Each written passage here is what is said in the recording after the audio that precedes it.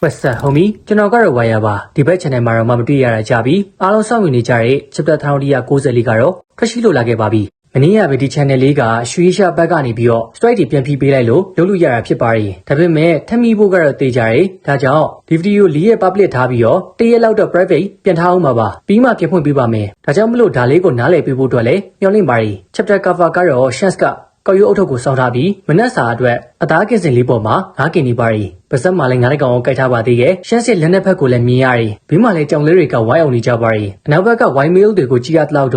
ဒါတွေကလဖီရဲ့ဇာတိရွာဖူရှာကျွော်မှာဖြစ်လောက်ပါရီဒါပေမဲ့ fan request ကြောင့်ရေးဆွဲထားတာပဲမလို့ဒါတွေကဇလန်းနဲ့မသက်ဆောင်ကြောင်းကိုကြိုပြောချင်ပါရီ chapter title လေးကတော့ one whose death is celebrated ပါတွေ့ဆုံးသွားတဲ့အချိန်မှာအများကဝမ်းသာအားရအောင်ပွဲခံကြသူများလို့အဓိပ္ပာယ်ရပါရီများသောအားဖြင့်ဒီစကားစုကိုရက်ဆက်ချင်းကျုပ်တဲ့သူလူအများမုန်းတီးနေတဲ့သူတယောက်တွေ့ဆုံးသွားတဲ့အခါမှာကျင်းရည်သူတွေကဝမ်းသာပျော်ရွှင်စွာအောင်ပွဲခံကြနေတဲ့အခြေအနေမျိုးကိုရည်ညွှန်းရမှာအသုံးပြုလို့ရှိကြပါရီဘာကိုရည်ညွှန်းတာလဲဘာအဓိပ္ပာယ်လဲအစစ်မှန်ကဘာလဲဆိုတာကို chapter ရဲ့ရောက်မှာပဲစကြည့်ကြတာပေါ့ chapter ရဲ့အစကိုတော့အရင် chapter မှာအဆုံးသတ်ထားတဲ့နေရာကနေပဲပြန်လည်စတင်ထားပါရီအီမူကလဖီကို3ခုမြောက်ထားနဲ့ခုတ်ထုတ်မဲ့အချိန်မှာပဲကပန်းကအလဲကနေဝင်တားလိုက်ပါရီဒီလိုမျိုးဝင်တားလိုက်တာတော့မှသူ့ရဲ့နောက်ကတကိုင်းကြီးဟာထောက်ဝက်ပိုင်းဖြစ်သွားပါရီဒါကိုကြည့်ချင်းအဖြစ်ကပန်းဟာအီမူရဲ့အထက်ကိုခံနိုင်ခဲ့ပေမဲ့အဲ့ဒီကလာတဲ့ wave ကြောင့်အနောက်ကတစ်ပင်ကြီးပါပြတ်သွားရဲဆိုတဲ့သဘောပါကပန်းကလည်းသူ့ရဲ့ personality အတိုင်းမျက်နှာကြီးကတော့ပြုံးပြနေရပေါ့ဘလို့အချိန်ကမျိုးမှမစိုးဒီဘဲရဲ့မျက်နှာကြီးကတီသွားရဲဆိုတာမရှိဘူးလဖီကလည်းအီမူကြောင့်တေးလူမျိုးပါဒဏ်ရာတွေကိုခံစားနေရပါရီ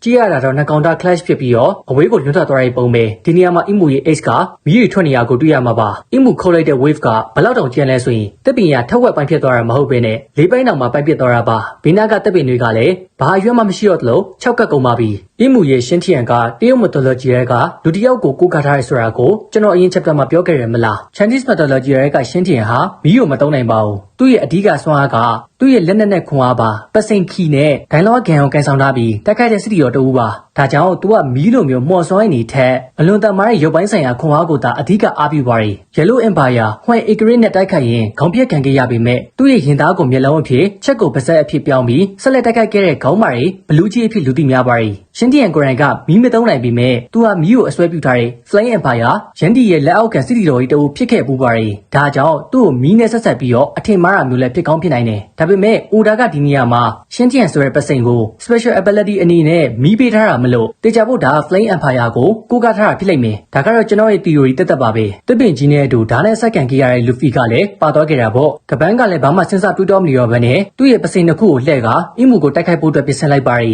Luffy ကလည်းအရန်ကိုနာလုံးလို့မျက်ဖြူတွေပါစိုက်ကုန်ပါပြီအီမူကဓာတ်နဲ့ခေါက်လိုက်တဲ့အချိန်မှာပဲအရန်မျက်လုံးနဲ့အချိန်ကြောင့်ကပန်းကအရေးပဲကြံခဲ့ပြီးတော့ကပန်းကိုလုံးဝမထိသွားပါဘူးဒီနေရာမှာ FD ရဲ့တင်ချင်တင်လို့ရရင်တော့ဘာလို့ဆိုကပန်းရဲ့ speed ကမြန်လုံးလို့ပစိန်ဖြတ်သွားတဲ့အချိန်မှာအရေးပဲကြံခဲ့တာတခြား fast တွေမှာအရေးပဲကြံခဲ့ရင် faster than light တို့ light speed တို့ပြောနေကြတာမလို့Roger Cruel မှာတတိယမြောက်နာမည်အကြီးဆုံးပင်လယ်ဓမြတအုပ်ဖြစ်ခဲ့တဲ့ကပန်းကအလောက် speed level ကိုမရောက်နိုင်ဘူးလို့ပြောမရဘူးကပန်း HP နဲ့အပေါ်အသိခိုင်းကိုသူ့ရဲ့ပစိန်နဲ့ချိတ်ကအီမူရဲ့တိုက်ခိုက်ချက်ကိုရှောင်လိုက်တာပါကပန်းကစိတ်တူတူနဲ့ဘလူတော်မှရုပ်ပြက်ဆင်းပြက်ပုံစံမျိုးလဲကွာမင်းရဲ့ဒီကဘာလူလို့တော်မှဟုတ်ပုံမရဘူးလို့သူ့ရဲ့ hypothesis ကိုပြလိုက်ပါရီအီမူကြီးရတာကလည်းအဲ့လိုပဲအမီးလဲပါတယ်အနောက်ကအကွင်းကြီးနဲ့တခါတလေအတောင်ပိုင်းမှာဖြန့်သေးရဲ့ဘယ်မှမသိရဲ့ဓာတ်တွေကိုလည်းခဏခဏဆွဲထုတ်တယ်လူဖီလိုကောင်မျိုးကတော်မှဒုက္ခပေးနိုင်တဲ့အထိတမန်လုံးနေရကြောင်းကပန်းအဲ့လိုပြောတာကရုပ်တိရှိပါရီအီမူကလည်းသူ့ရဲ့အရှိရဘဲအဖိုးကြီးလဲဆိုတာကိုမသိရမလို့မင်းကဘသူလဲလို့မေးလိုက်ပါရီကပန်းကလည်းကဘာကြီးเจ้าအောင်နားလဲသူတယောက်လို့ဖြေလိုက်ပါရီ Hurricane Roger ရဲ့ crew တွေကလူတယောက်ကိုအီမူအနေနဲ့မသိဘူးဆိုတာကသူဟာကပတိန်ကိုပဲမှတ်မိတာဖြစ်ပြီး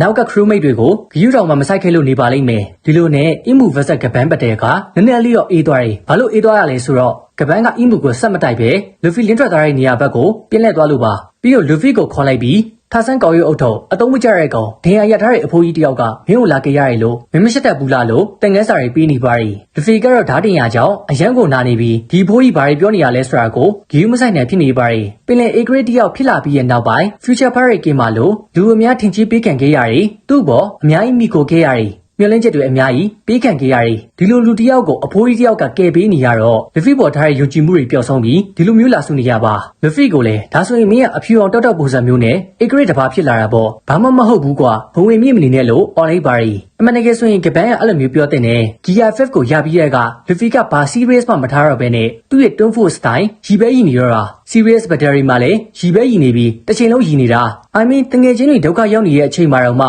Luffy ကရီပဲရည်နေရမလို့ကပန်းအနေနဲ့စိတ်ပန်းဆိုင်ရာရင့်ကျက်မှုကို Luffy ကိုသင်ပေးရအောင်မှာပါဒါကတော့တေချာတလောက်ပဲဟာကွာ Gear 5ကရီမှာပေါ့ကွာအဲ့ဒါသူ့ရဲ့ပုံစံပဲလို့ပြောနေရကလည်းနည်းနည်းလေးတော့ဆန်းတယ်ဘာလို့လဲဆိုတော့သူ့ရဲ့ပုံစံကဟုတ်ပါရီဒါပေမဲ့ Luffy ကဘလောက်ပဲပိုးတော့နေပါစီရောဟိုးရင်တော့ကတငယ်ချင်းတွေဒုက္ခရောက်နေတဲ့အချိန်ဒီလိုမျိုးအမြင်နဲ့ရီမောနေရတော့မဟုတ်ဘူးဒါဟုတ်တွေ့သွားပြီးကပန်းစိတ်တူတာကလည်းဖြစ်ကိုဖြစ်တဲ့မာရီအီမူကတော့ဒါကိုကြောင်ကြည့်နေရပေါ့ဩဒီဘိုးကြီးဘာတွေဖြစ်နေရလဲခုနကတော့ကြတော့ငါ့ကိုလာတိုက်ပြီးတော့အခုအနောက်ကကောင်ကိုကြောက်တွားဆူနေရဲဆိုတဲ့ပုံစံမျိုးနဲ့ကြည့်နေရပါ Luffy ကလည်းနားရဲဖိုးကြီးလွတ်ဆန်းပါလို့ပြောနေပါရီကပန်းကတော့မင်းဒီမာတင်တေချင်လို့လာလို့မေးပြီမဲ့ Luffy ကတော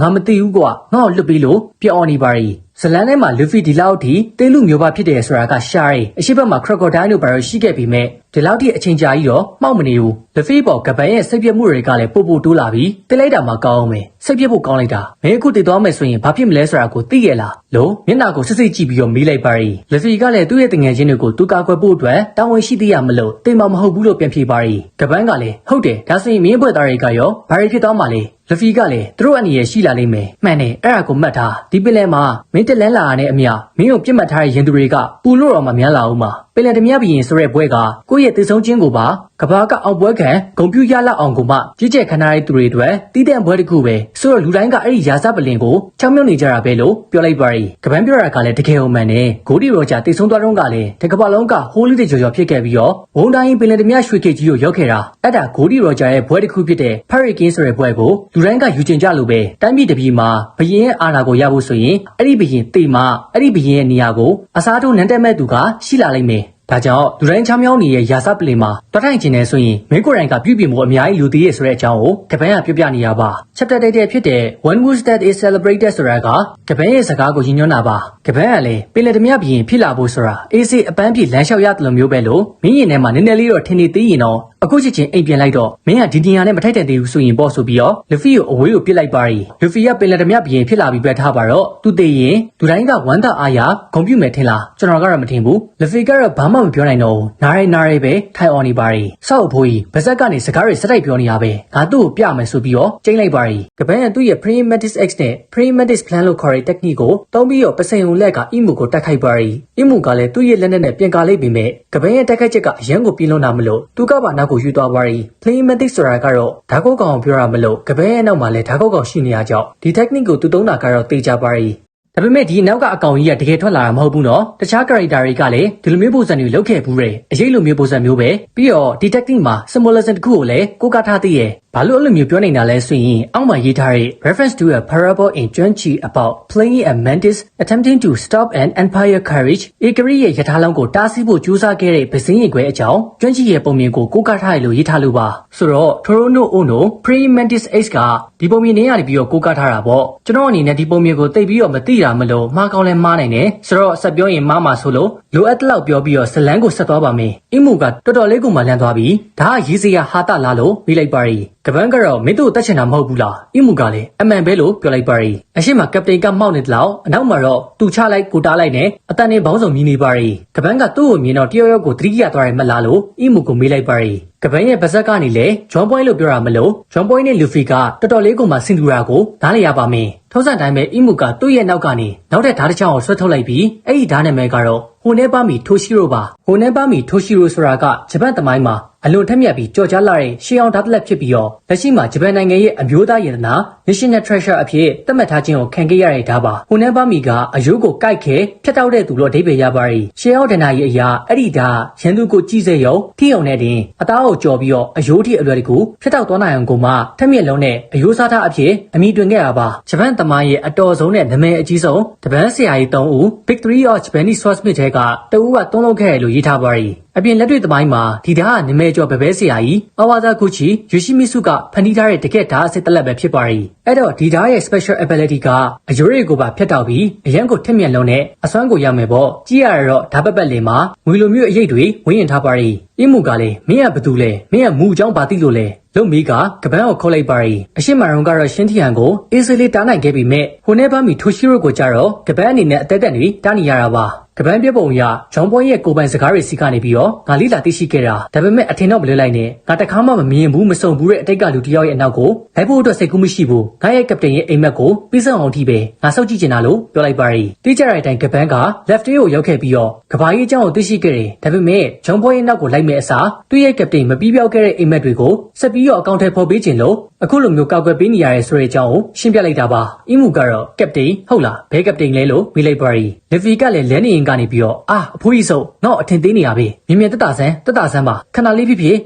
ြစ်လို့អော်လိုက်ပါရီကျွန်တော်ဟိုဗီဒီယိုမှာလီဗီရဲ့ endurance ကဘလောက်ထိအောင်မှထောင်တက်နေလဲဆိုတာကိုပြပြခဲ့တယ်မလား life force ကိုစုပ်တယ်ဒါနဲ့ချောင်းလေးတောင်မှလီဗီရဲ့ gear 5ကမပြုတ်သွားဘူးဒါကိုကြည့်ရင်လီဗီရဲ့ endurance ကတော်တော်လေးကိုမှမြင့်နေကပန်းကတော့အီမူပြေးတာကိုပြင်လယ်ဓမြဘီရင်ဂိုဒီရောဂျာလို့ဖြစ်လိုက်ပါရီကပန်းရဲ့စကားကိုကြားသွားတဲ့အီမူကတော့အတိတ်ကမညင်တစ်ခုစီကိုပြန်လည်ဆဆမိသွားပါရီအဲ့ဒါကတော့ဂိုဒီရောဂျာဆိုတဲ့ပြင်လယ်ဓမြတီအောင်ပြင်လယ်ဓမြဘီရင်လုံးခေါ်ဆိုကန်ကြီးရတဲ့အချိန်ကိုပြန်လည်မမိသွားတာပါအဲ့တုန်းကတော့အီမူကဒါစိတ်ပြက်စရာကောင်းလို့လာတယ်ဘာလို့ဒီနာမည်ပါတဲ့သူကပြင်လယ်ဓမြဘီရင်လို့ခေါ်ဆိုကန်ကြီးရတာလေသူ့နာမည်ကိုထပ်ပြီးတော့မပြန့်စီနဲ့လို့ဂရိုစရိတ်ကိုမိတ်လိုက်ပါရီအဲ့ဒီအချိန်တည်းကအီမူဟာကဘာကြီးကိုပရိုပဂန်ဒါရီနဲ့အုပ်စိုးနေခဲ့တာပါဒါပေမဲ့သူဘလောက်ပဲဖျောက်ပြင်လယ်ဓမြဘီရင်ဂိုဒီရောဂျာရဲ့နာမည်ကတော့ဘယ်တော့မှပြက်သွားခဲ့ခြင်းမျိုးမရှိခဲ့ပါဘူးကပန်းကလည်းအီမူမကြားကျင်တဲ့သူကမှဟုတ်တယ်ဒီပြင်လယ်ဓမြရွှေကစ်ကြီးကိုစတင်ဖွင့်လှစ်ပေးခဲ့တဲ့သူပဲလို့ပြောလိုက်ပါရီအီမူကလည်းဒါနဲ့သူ့ရဲ့အဖွဲ့ဝင်ဟောင်းကဘာလို့ကောက်ရွက်အုပ်ထုပ်လူဖီကိုကောက်ကွယ်ပေးနေရလဲလို့မိလိုက်ပါရီအမှန်တကယ်မေးလဲမေးချင်စရာပဲကပန်းနဲ့သူနဲ့ကဘာဆိုင်တာမလို့လဲဟုတ်တယ်မလား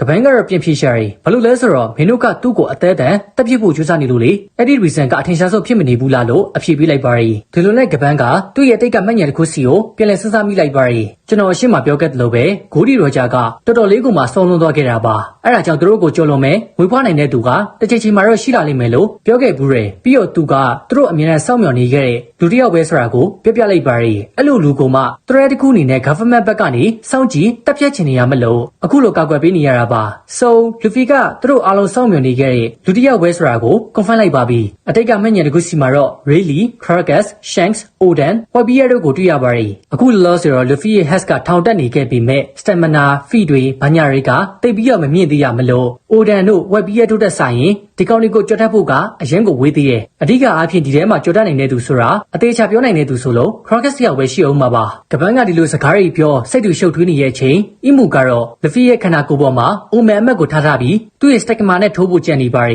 ပြောရရင်အီမူကအရန်ကိုလဲတယ်တခုဆိုတခုလုပ်ဖို့ဆိုတာကဝင်မလေးတဲ့သူပဲချက်ချင်းကိုတန်းလောက်တာအီမူကတော့ဒါရီကိုလက်မခံဘူးစိတ်လောပြီးတော့မမဲခဲ့ကြတာပဲငါတို့တက်ဆန်မှုပေါင်းများစွာကိုကဲချမာလို့တက်မှားရွေးပြီးတော့ထင်မြင်ခဲ့ကြတာလည်းဖြစ်နိုင်တာပဲဒါအောင်ငါတို့အဆုံးတိုက်ကြရအောင်လို့ပြောလိုက်ပါရီစတက်ကမာနဲ့ထိုးဖို့ကြံနေရဲ့အီမူကိုကပန်းကသတိထားမိသွားပြီးသူ့ရဲ့မြန်ဆန်လုံးတဲ့အရှိန်နဲ့အပေါ်ကိုတက်သွားကတောက်မှန်ပါရဲ့ယတနာတစ်ပင်အဒံငါအဲ့လိုမျိုးမလုပ်ချင်ပေးမဲ့လဲလောက်ရရမယ်ဆိုတဲ့ပုံစံနဲ့အပေါ်ကနေခေါ်အုပ်ဖို့ကြိုးစားရီအတိတ်ကနေပြီးတော့အရန်ကိုပြင်းထန်လာတဲ့ဟာကီလိုင်းတွေကလည်းဖြတ်ထွက်လာခဲ့ပြီးကပန်းရဲ့အသက်ကြီးနေရမလို့သူ့ရဲ့အယိုးစစ်တွေကလည်းကိုက်ခဲနေရကိုလည်းတွေ့ရပါရီလဖီရဲ့ကပန်းကိုတင်းနေပြီးခနာကိုကတုံတုံရီနဲ့ကုန်းပြီးတော့ထလာကငါတို့ခွင့်မလို့ဘူးသူကရေလီရဲ့တငယ်ချင်းဖြစ်နေရင်တောင်မှလို့ကျုံးဝလိုက်ပါရီကပန်းရဲ့လေးပေါ်မှာတင်ပဲအရင်ကိုကျန်းလာပါပြီဆိုရဲကွန်ဂရက်ဟာကီလိုင်းတွေကိုထုတ်လုပ်ကဘေးနက်ကတက်ကန်းတွေပါကျိုးပဲ့ကုန်တဲ့အထိဟာကီလိုင်းကအရင်ကိုပြင်းထန်လွန်းနေကျွန်တော်ထင်တာကမကုတ်ခင်မှာဟာကီကိုစပန်လိုက်ပြီးရင်သူအာယုံများနေရဲ့အချိန်ဝင်ခုတ်မှာပါမကုတ်ခင်မှာတော့မှတပ်ပင်ကြီးကိုလဲကျသွားအောင်လုပ်နိုင်တဲ့အထိဒီဘဲကတော်တော်လေးကမှကျန်းလွန်းနေပြီးတော့အဖိုးကြီးဖြစ်နေရကွာ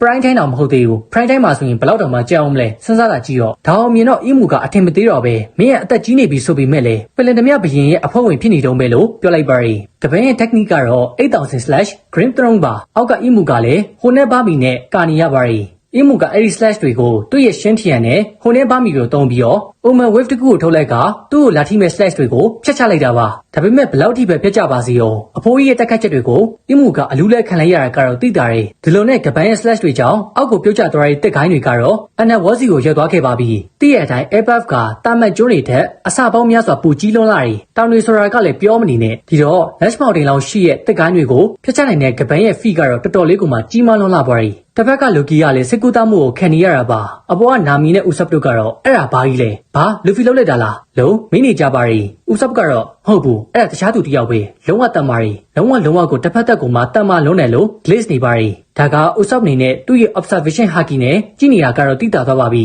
စိတ်မကောင်းစရာတခုကတော့ကပင်းရဲ့လက်ကလုံးဝကိုပြတ်သွားခဲ့ပါပြီ like chance လို့ပဲဒါကို observation haki နဲ့တတိထားမိသွားတာက Luffy ပါ Luffy ကခုနရောင်းကလို့မဟုတ်ဘဲနဲ့ပြန်ကောင်းနေရကိုကြည့်ရတဲ့လောက်တော့ Luffy ရဲ့ hash ကြောင့်မနေပါလိမ့်မယ် imagination to reality ဆိုတဲ့သဘောတရားအရာအရှိမရောကသူပြန်ကောင်းကျင်တယ်လို့တွေးလိုက်ရုံနဲ့တင်ပြန်ကောင်းလာတယ်ဆိုရင်သူ့ရဲ့ hash ကတော်တော်လေးကိုမှ broken ဖြစ်သွားပြီစဉ်းစားကြည့်နော် regeneration တော့မဟုတ်ဘူး imagination to reality ဆိုတဲ့သဘောတရားနဲ့ကောက်ပြီးတော့ဟီးပြသွားတာဒါပေမဲ့ဒါကိုလည်းအပြည့်စုံမပြသွားတာမလို့နောက်တဲ့ chapter ကိုပဲစောင့်ရအောင်ပါစိတ်မကောင်းစရာတကူကတော့နောက်တဲ့ chapter ကနောက်တစ်ပတ်မှမထွက်ပါဘူး break week ပါ so ကျွန်တော်ကလည်းဒီ chapter မှာအရင်များများဆဆပြောစရာလည်းမရှိတာမလို့ဒီလောက်နဲ့ပဲနားလိုက်ပါတော့မယ်နောက်တဲ့ video နဲ့ပြန်လာခဲ့ပါမယ်bye guys see you in next video